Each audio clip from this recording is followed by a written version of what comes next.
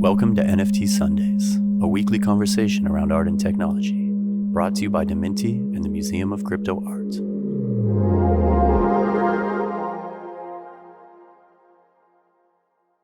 Hello, everyone, and welcome to another episode of NFT Sundays. I am Colborn Bell, the Museum of Crypto Art, and I am with critic and commentator Kevin Buist. Welcome. Thanks. It's good to be here. And of course, we have to thank the lovely DMINTI team for putting us together. Yeah. Thanks for reaching out. Really happy to do this.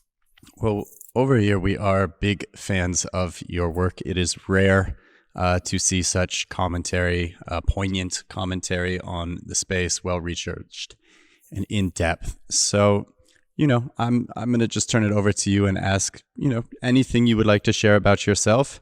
What intrigued you about the space and how you got here? My background in art is mainly in, like, most of my career has been spent in public art. So for over a decade before the pandemic, in the before times, I was the artistic director for this organization in Michigan called ArtPrize, which was a large public art event which used juried prizes as well as public vote prizes to kind of animate this huge public art festival. So it was like tons of artists from all over the world. It was a lot of fun. And it was, even though it was public art and, artist community engagement in many ways and placemaking, it was very much infused with technology because the public vote portion of the entire process was enabled by proprietary smartphone apps that we had created. And this is all starting in like 2009. So it was like in the early days of social media, there was just this, tremendous interest in how can the internet democratize access to art and to culture, and what can the social web do, right? As a tool, Web 2.0, right, is what we all called it back then. And it's a coincidence, but I feel like it's a meaningful coincidence that ArtPrize launched in 2009, the exact same week that Kickstarter launched. And I only say that because it was like, and they're different projects, of course, but it was very much like in the air at the time of like, what can the internet do to empower artists, and what can the internet do to connect artists and audiences? We made a big art event. Kickstarter obviously made a way to like finance projects, which are different outcomes, but it was a similar kind of thing where it was like the technology was reaching this point where it was starting to have all these really interesting applications. So I've been thinking about art and technology for a long time, and the pandemic happened. ArtPrize's whole bread and butter was drawing like 500,000 people to Grand Rapids, Michigan for 2.5 weeks.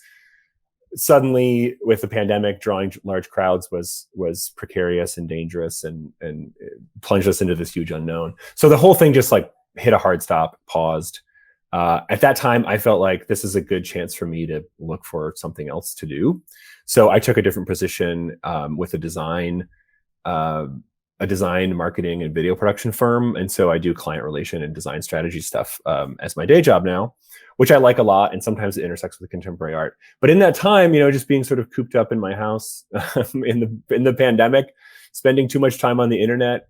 A little more than a year ago, I started seeing people talking about NFTs and crypto in new ways, and this conversation around Web3, and it really reminded me of these conversations that happened a decade earlier about Web 2.0. And so some of the stuff I was seeing was just like ridiculously optimistic about how this is going to empower artists, and it's the best thing since sliced bread. And I had this immediate like, whoa, I've heard this before.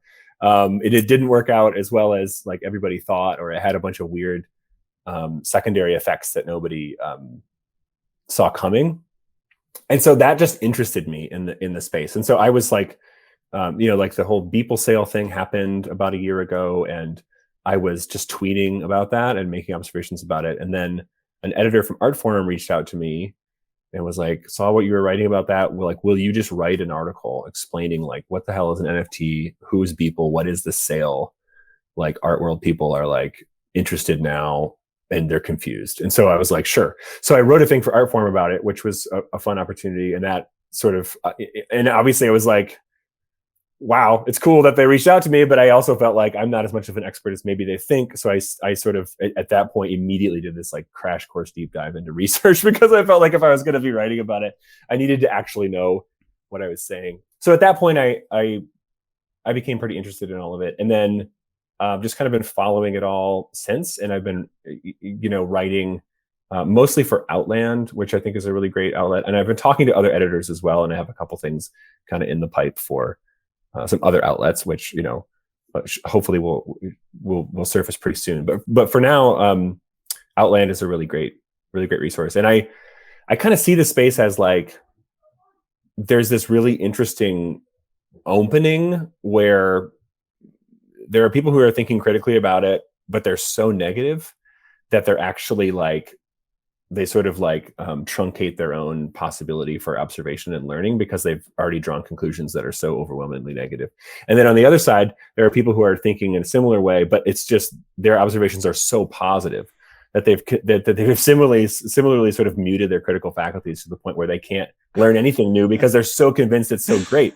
And so I saw that and I was like, there's a lot of space in the middle here that's just not being occupied with people like really thinking seriously about what's happening and not being convinced that it's evil, and also not being convinced that it's like the best thing ever to happen, right? And I have to add, I think there is that nefarious third group that falls under the guise of endless optimism, but it's really just trying to sell and market digital garbage.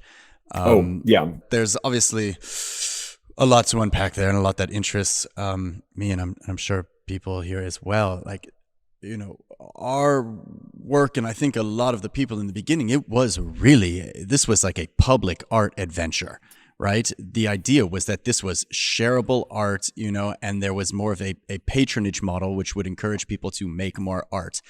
There was no like expensive $ value to these things, but most people were taking just kind of, at least the artists were taking enough to continue to create. Right. And it was perhaps, really that Beeple moment where it became a market, where it became just a rampant market. And, hype and speculation, perhaps in the interest of driving people to digital art, is interesting. But when the art itself becomes the good, I think we lose a lot of that. And just to bring it home, I think, one of your articles, especially on PFPs, speaks more about the idea of this being a gated community. And I'm just kind of curious on your thoughts about that, and where, what is your hope for the idea of public arts in this space, and do you think NFTs can achieve that? I think at first there's not an obvious connection between NFTs and public art. I mean, obviously, NFTs are driven by private collections. They're mostly seen in these sort of private, intimate, screen-mediated ways, which is a totally different way, obviously, than going to like a park and seeing a giant steel sculpture or something. So, like on the surface, public art and NFTs are like almost seem like polar opposites. This thing I wrote, which I think that you're referencing, for Outland, was comparing PFP projects to this public art phenomenon, which was a big deal like 20 years ago, called Cow Parade. It kind of blew up in Chicago, I think in like 1999 or something. And it was like this idea of like these fiberglass cows, life-size fiberglass cows, and the forms were all the same. And then they would get local artists from different cities to like paint the cows, and then they would auction them off for charity and stuff like that. And the whole thing is like, it was kind of an early example of public art as placemaking / economic development scheme. And so the idea was you put these cows, and then other cities did other animals. Like in Grand Rapids, we have a river, obviously, it's called Grand Rapids. So we did fish. They didn't look good, but whatever. There's just fish all over the place, and different local artists. I would encourage everybody to go look at that Tina Turner manatee, because I thought when it was writing the article, I was just taking this deep dive. But yeah, Jacksonville, Florida did manatee, of course. But yeah, so it was this weird thing, because it's like, yes, it's supporting artists, but But really it's this kind of like, I don't know, to be crass about it, like a bait and switch economic development project where it's like, yeah, come look at the manatees or the fish or the cows, but really then stop for a drink and get a meal and then go shopping. And it's really about like downtown revitalization and sort of using the arts as this kind of siren song to what really matters, which is like economic development. Money. And I think that a lot of NFT PFPs work in a similar way. They have a lot of formal qualities that are similar, where it's like the form repeats over and over and over again. So there's something like comforting about like the repeated structure, but then the details change. And so you're kind of like, ooh, but this one has this, and this one has cool sunglasses, and then this one has, like, and like all the PFP projects work the same way as well. Right. It's like cartoon animals, which is like, either it's going to sell you cereal or it's going to sell you an NFT, right? Like we love cartoon animals. People always have. And then also it's the same thing where it's like, it's an economic development scheme because it's a way of kind of luring or welcoming, however you want to think about it, people into a new economic environment, which in the case of Cow Parade, that's come downtown because there's restaurants and stuff here and you don't need to be scared. You know what I mean? Part of like Cow Parade in the late 90s, early 2000s is like trying to, and some of the public art stuff that I was a part of previously, it was like trying to get suburban people with money to re-engage in downtown environments, which if you're in New York or other places, it's like it's true, but it's also like in larger, denser cities, that's like, it's not as much of an issue. But in mid-sized cities, it was like a lot of the 80s and 70s, 80s and 90s was the story of like just hollowing out downtown cores. And then now in the 2000s, it's like stuff is happening there again. And so people have like this tremendous challenge to get people from the suburbs with money to come back down with their wallets and like do stuff. And the arts get sort of roped into this. And so, I don't know. So I sort of saw this parallel with like, the attractive cartoons of PFPs welcoming people into Web3 and metaverses. Because if you want one of these things, if you want to be like Jimmy Fallon or Paris Hilton, and you want your own Bored Ape or second rate Bored Ape knockoff or whatever, you have to set up a crypto wallet, right? Like, so that's sort of like the metaverse analog of going downtown, finding a parking space, doing it, you know what I mean? Like, and then once you cross that, like once you're like, oh, it's not so bad, I'm here, I did it, then suddenly it's like, it's there for you, right? And that's great. And it's obviously, I want people to re-engage in the downtowns of their cities. I think that's a good thing. But so I'm not trying to be like super critical about it, but yeah, anyway, but in terms of the future of NFTs and public art, I don't know, it's a weird, wild world. I mean, I could see it funding projects in really interesting ways, actually. Like when you think about what DAOs and tokens and stuff like that, like people have been able to raise money for projects in ways that are like kind of insane. And that's just a huge issue for public art, is just raising money to do ambitious projects. So so maybe something could happen like in that, which we just have not seen yet, but that would be interesting. All of this talk gets me really thinking about, I run a museum which has been around and concerned with the history, right? And for every one person that I find that gives a even relative damn about history, there are 100 people who just want to know roadmap, utility, forward-looking, and capture value in the present. Right. And I think this is like significant for a taste and preference shift in, I guess, perhaps a younger generation, but I don't know, it just worries me because we end up moving just so far out ahead of ourselves. And then people will promise a ton upfront to capture, value upfront, but then they will become like disinterested and bored, and the people that kind of bought into that moment lose interest over time. Which I think is, which is where value starts to leave a lot of these PFP projects. And then the question is like, all for what? What exactly have we done? We haven't really changed any sort of narrative, I think. Right.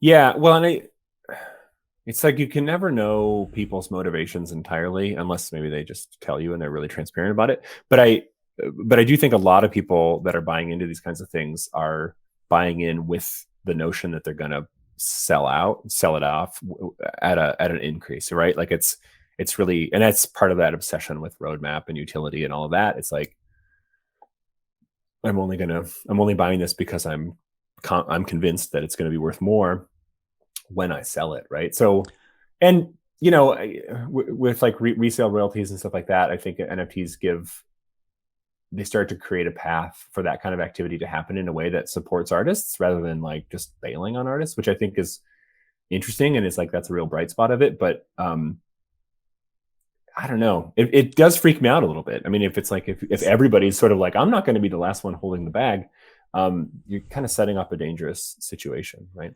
So let's like ground it in an example, and I think I'm sure you probably coined this term Ecto-games.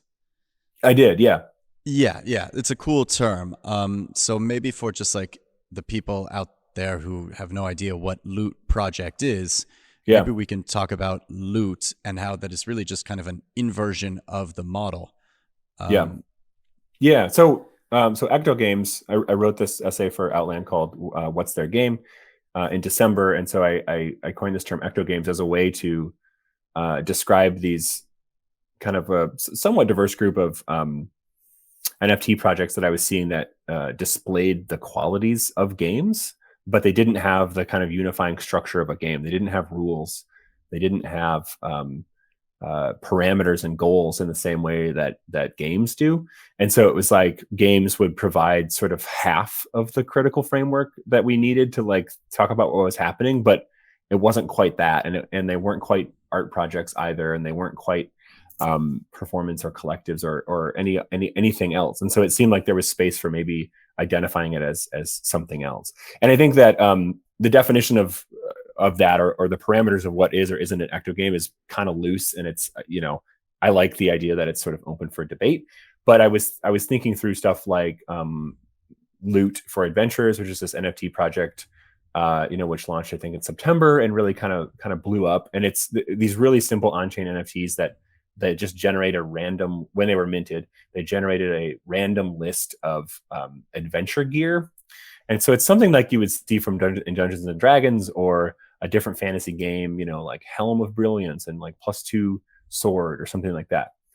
But it has no game. Like even when it says like +2 sword, it's like +2 what? You know what I mean? Like if you were to use it in Dungeons and Dragons, there would be a rule set that would define like what that would mean and how that would like rank among other like, items in the game world. But Loot contains none of that. It's sort of game elements without a game.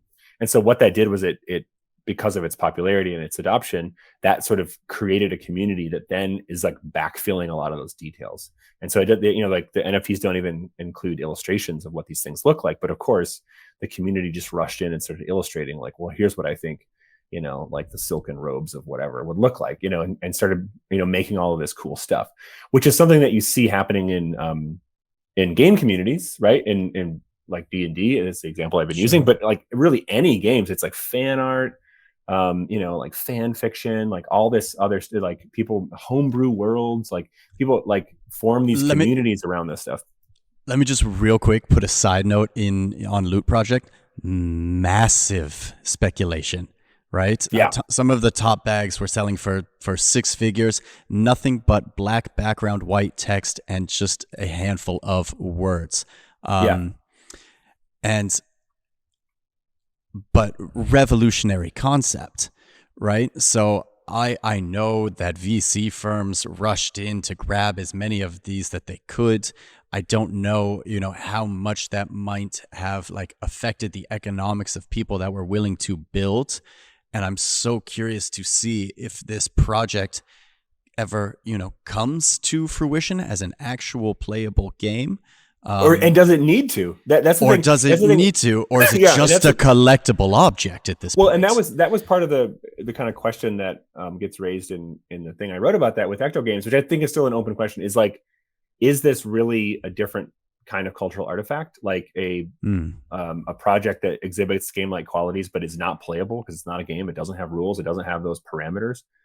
Or is it a state of a project that's on its way to becoming a game. So another example I gave in the piece is Forgotten Runes Wizard Cult, which are cool, like little, pixel art images of wizards, and they're, they have random attributes like other PFP projects, but and they're kind of neat, and they look like something that would be in like an 8-bit video game or like an old Zelda game or something, right? After I wrote the piece, shortly after it, they announced plans that they're developing a real game, like a game where if you hold, a Forgotten Runes wizard, you could, like, when you play the game, you get to play as like your NFT. So I was like, well, that's interesting, because really you'd have to say now, well, at least once they release their game, Forgotten Runes Wizard Cult is not an Ecto-game. It's just a game, right? Like, right. You don't need a new name for that, really. I mean, it's a, whatever, blockchain integrated game or whatever. So there's something new there, but I don't know, a game's a game. So, like it's interesting to think about, like, are Ecto-games just a state as a new way to develop games, or are they something that can just exist as like a cultural form? Because I think loot is actually more interesting in its pure state than it would be if it's just sort of like, oh, look, you have a loot bag, so when you log into this MMO, you have like great stats. It's like, we've done that. Like there's plenty of, that already exists. I don't know. So here's my thought on loot. Final thought on loot is that I grew up playing a text adventure game online called Vagabond's Quest.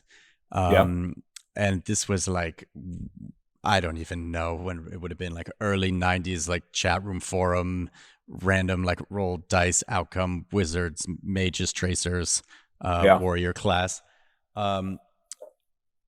I loved that, and I missed that game, and they've tried a million times to revive it. But I think, I'm waiting in 10 years where there is some interaction with some sort of, AI machine learning bot that is kind of like handling this automatically. I don't particularly even need a community to build it, but I feel like there will be automation with these objects within the metaverse that will almost like revive and bring value back to these forgotten projects. Yeah. Have you played with AI Dungeon at all? I haven't, but that's maybe I have. Tell me more the concept. Yeah, so it doesn't have anything to do with NFTs, at least not yet. But it uses like the what is that called? Like GPT-3 or GPT-2, whatever, text generation, like natural text generation through machine learning, to run a text-based adventure game, like what you're talking about. And so you can pick different settings, and you can be like, like, and you just say what you do, like, I'm walking through the woods, and then it will just tell you what happens next, and then you can respond to it, and it gets real weird. It's it's not perfect. It's not perfect. Like the story will loop, and it will forget, like stuff that happened. But it comes up with some real weird stuff. Well, almost it's only going to get better. Yeah, exactly. AI, right? A precursor of what's to come. So what else is interesting to you at this moment? Oh man. Yeah. Well, another thing I wrote on Outland recently was I wrote about JPEG, which is a NFT curation platform, and they're trying to sort of create a protocol for curating NFTs. We had Maria Paula on the show. Yeah. She's one of the people behind it, and that's a super interesting project. I mean, it kind of decenters ownership, because to make these exhibitions, which are just sort of online exhibitions, and there's different ways you can format them. You just sort of drop in a link from OpenSea, and I think they're working on other chains other than Ethereum, but for now it's just like Ethereum stuff on OpenSea. You just kind of drop in the link, and then you can write your own explanatory text if you want to, like a wall text, at an exhibition. But I said it decenters ownership because you can curate these exhibitions of NFTs that you don't own, and so it sort of gives this ability to like collect in a way that's not commercially focused, which I think is interesting, but it raises a bunch of interests, kind of strange and maybe thorny questions. I mean, one thing is, should you seek artists' permission before you put them in your JPEG exhibition, right? Because it doesn't require that. You just, stuff is on OpenSea, and you just take it from there, and you can make an exhibition with it if you feel like it. But that was, this thing I just thought it sort of raises I don't know, I don't think there's an easy answer to that, but it raises like this interesting question of, when including someone's work in an exhibition is so seamless, like to the point where you're just copy and pasting a URL, it kind of eliminates the need for collaboration. You know what I mean? Like if I were really curating something and I was putting you in a group show, we'd have to talk about it, right? Or I'd at least have to talk with an institution to loan, the work that they might own, or something like that. But it's, yeah, I don't know. So I think there's like these interesting potential pitfalls there, but I also like what they're doing. Yeah, I would always tell artists in the beginning when I was helping to onboard them that the only thing that you own is the token, and you give the artwork to the internet to kind of do what you want. Right. And because frankly, if you are the person that is going around and asking for permission, you will be, like outworked or outproduced by, the 100 other people that are not. Right. And what we continue to see again and again is that like the right way of doing things almost never wins in this space. Right. What do you mean by that? It means at least everything is sacrificed for speed and responsiveness. Right. And I have done both. I have done exhibitions within the museum where I've gone and I've asked, each artist, and, I've gone and done exhibitions where we've just selected and showcased the work. But there is an administrative challenge that if people, if one person adheres to it, there is something just inherent in the space and the internet and NFTs in which speed is valued above everything else. And it's scary, but I think it is kind of just it's just the number one change that is affecting everybody, and it feels like the ground is shaking, or that we're all in kind of like this pit of quicksand in which we have to be responsiveness to the speed. Right. Yeah. Of cultural transmission, of the way that we curate and exhibit and explain, and also the core problem with curation, in my opinion, because artists are creating on a speed which is unprecedented in a digital realm, and the curators have to be responsive to that speed and size and scale of this being kind of more of an open, accessible, global movement. Well, yeah, and the speed thing is really strange, and it's tough to approach or to figure out how to deal with. I think that some artists, a lot of artists actually in this space, are in a way moving too fast. Like they do, like artists who I think do a really interesting project will turn around and do something else really quickly.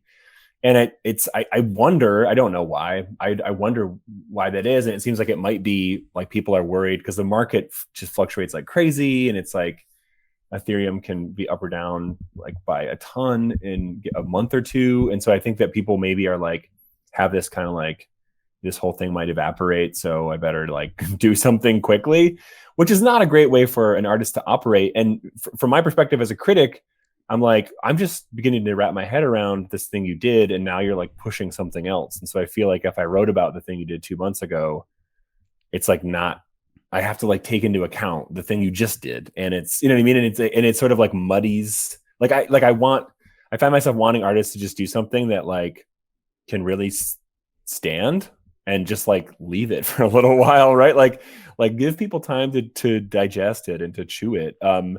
Because it's I think it undercuts that opportunity for more critical, I don't know, it's sort of a more considered critical approach when you're just like, all right, done with that one, onto this one, onto this one, onto this one. And it's like, just slow, just take your foot off the gas for a minute, you know? Yeah. I mean, artists but also it's like artists are making money in new ways, and artists have to eat, and I totally get it. So, you know, I don't want to be critical of that, but I mean, look, like I empathize with them because to feel and maintain relevance in like the discussion and with the algorithm requires this constant output. And I call it almost like the, you know, the little B means of production, in which you go into the studio, you create everything, you do not curate yourself at all, and you just release it to the internet and you keep going. yeah. And this is a rapper who will make 50 mixtapes in a year. Yeah. Right. So I see the space shifting this way. It's hard. I see the way that people are like consuming data. I see how competitive like the attention economy is. And I also see like a lot of work that's presented without any sort of context, depth, intention, just leave it all open to interpretation. Yeah. And it's impossible to ascertain value. Yeah. So, but then of course you look at the people who kind of like take a step back and do that, and those people kind of stand as like unique and vanguards, at least for me. Although again, yeah, it's, you know, it's like a pool that's a million miles wide and, you know, like 6 inches deep. Yeah, totally. I think one thing that could really help, and I don't know what this looks like because I'm sure it would look different than established structures, but I think it could really help the space if there were, well, institutions. I mean, you know, yours is one of the few, right? A museum to showcase this kind of work, but also to go along with that, events. Like I'm not in New York, so I haven't seen it yet, but just reading about the reception of the Whitney Biennial has been interesting, and just kind of following online what's on view and excuse me, what people think. And I think that stuff like the Whitney Biennial is it's really nice. And I think that's part of the solution to this problem I was identifying, of like artists just as soon as they get a project done, just turn around and do something else. You know, like if you have these kind of signposts, like these events where it's like, okay, we're all going to come together, and it's always going to be deeply flawed, and we're going to like love to criticize it. But the idea of this is a survey. This is like a chance for everyone to sort of take stock, right? And of course, you know, the Whitney Biennial as sort of this survey of American art has been kind of like completely critically dismantled from without and within. And that's great. But it at least still operates as this sort of like check-in point for everybody to be like, okay, like, what do we think? Like, it's a way to trend spot. It's a way to sort of take stock of like, well, you know, how have things like developed over the last 2 years or so? And of course, like things like the Venice Biennale and stuff like that are the same. But I feel like the NFTs sort of lack that, and part of it is like the not needing physical exhibition space. It just totally changes things. So it's like it takes on more of this internet, social media. It's not social media, but I think what it takes from it is like this idea of like a flow or a feed of information, right? Like content can just be constantly created and constantly shuffled past you, and when you're just on this infinite scroll, it's you like, that's a design of delivering art or content or information or whatever that is the exact opposite of the Whitney Biennial model, right? Like that's not scrolling. It's like, we're waited 2 whole years, like everybody come take a look. We're all going to see the same thing. We're all going to have our own opinions, and we're all going to debate the hell out of it, and then we'll do it again in 2 years. You know what I mean? Like having those like stopping points, I think are super important. And that seems to be really missing from this space. And it's probably just because it's so young, right? Like we don't, like you couldn't do like an every 2 year assessment of the current state of NFT art, because it's like 2 years ago, there was like dramatically less. Not that there was nothing, but there was dramatically less than there is now, obviously. So, you know, maybe those things will develop, and maybe organizations like yours are in a position to start to do that. But yeah, I think that's part of what's missing. I think, you know, I think within this and with DMINTI, we are like beginning to have that conversation and trying to like generally build the bridge to legitimacy. I think the number one question we get from outsiders looking in is, where's the art, right? And I can show you where the art is, but it's not my prerogative or background or data set to like take it out and push it up, right? I can sit on the front line of what I call kind of like this primordial ooze, and I can generally say like 1 out of 100 what I find interesting. So it is going to kind of have to take this multi-layered approach, and I'm just curious if, because it's, you know, so few and far, I guess, traditional art outsider critics to this space have really taken the time to dive in. Right. Because I think, yeah, go ahead. Well, not a lot have taken the time to dive in, and I think that the reason for that, part of the reason for that, is the idea of an NFT as like a contract, a smart contract on a ledger. That's, you know, like we know what that is, right? And the idea that is like a stand-in for a digital artwork, usually a file, usually, and it sort of, you know, functions as like this method for exchange and keeping track of provenance, right? I think that that sort of I don't know how to put it, like that conceptual framework for an artwork is interesting, but it's like only one of many potential conceptual frameworks for an artwork. And so I think that for a lot of critics, they look at that and they're like, well, that's kind of interesting, but like it would be just as interesting to like create a ledger on a bunch of 3x5 note cards and, you know, be all analog about it. And then it'd be interesting to like do artworks that only last for 5 minutes and then self-destruct, you know, or that would be, you know, like there's like it feels like because in artwork we're at this place post-conceptual art where like an artwork can be anything really that an artist declares it to be, that like the particular conceptual framework of an NFT is only like one of an infinite number of options of like how we could conceive of an artwork or exchange an artwork. And so I think that like, and that's been something that's I've struggled to like get my head around too, of like how much am I willing to just sort of accept that as a given and then like jump down a level and then start to critique things like the images. Like if people have read what I've written, I've written very little where I talk about the actual aesthetics of any of this. Like I don't do a lot with like, you know, thinking through what the images of NFTs actually look like.